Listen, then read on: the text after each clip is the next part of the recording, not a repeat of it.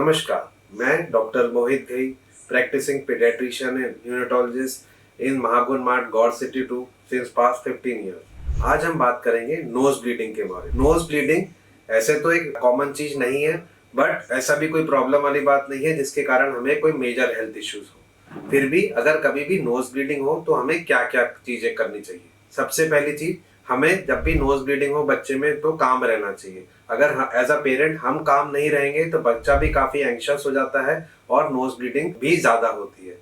Nose bleeding के time पे हमें बच्चे का नाक को पिंच कर देना चाहिए। अगर हम बच्चे के नाक को पिंच करते हैं 5 से 10 मिनट के लिए तो ब्लड वेसल्स उनकी कंप्रेस हो जाती है और ब्लीडिंग रुक जाती है।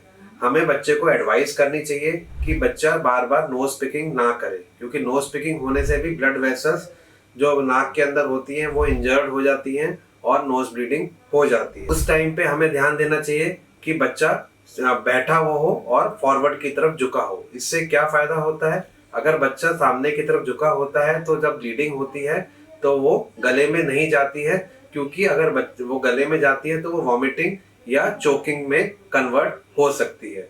हमें बच्चे के सिर पे उस टाइम पे आइस भी लगा सकते हैं या नाक के ऊपर आइस भी लगा सकते हैं, उससे भी ब्लीडिंग बच्चों में रुक जाती है। हमें बच्चों को ये भी बोलना चाहिए कि जब भी वो बाहर जाएं तो कैप या कवर करके जाएं, इससे उनका सिर में गर्मी कम चढ़ती है और ब्लीडिंग होने के चांसेस भी कम होते हैं। हमें ये भी ध्यान देना चाहिए कि हमें उनको बैक की तरफ टिल्ट होने से अवॉइड करना चाहिए, उससे बच्चों में ब्लीडिंग जो होती है वो गले में नहीं जाती है।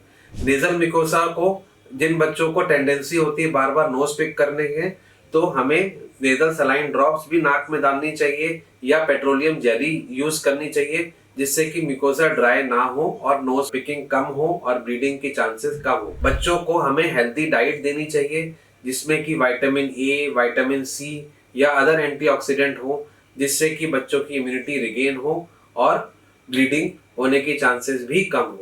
फिर भी इन सब उपायों के बाद भी अगर बच्चा 15 से 20 मिनट में ब्लीडिंग नहीं रुकती है और कंटिन्यूस होती है तो हमें अपने पीडियाट्रिशियन से कंसल्ट करना चाहिए, जिससे कि उसकी वो थॉरो चेकअप हो सके और नोज ब्लीडिंग के कारण को हम समझ सकें।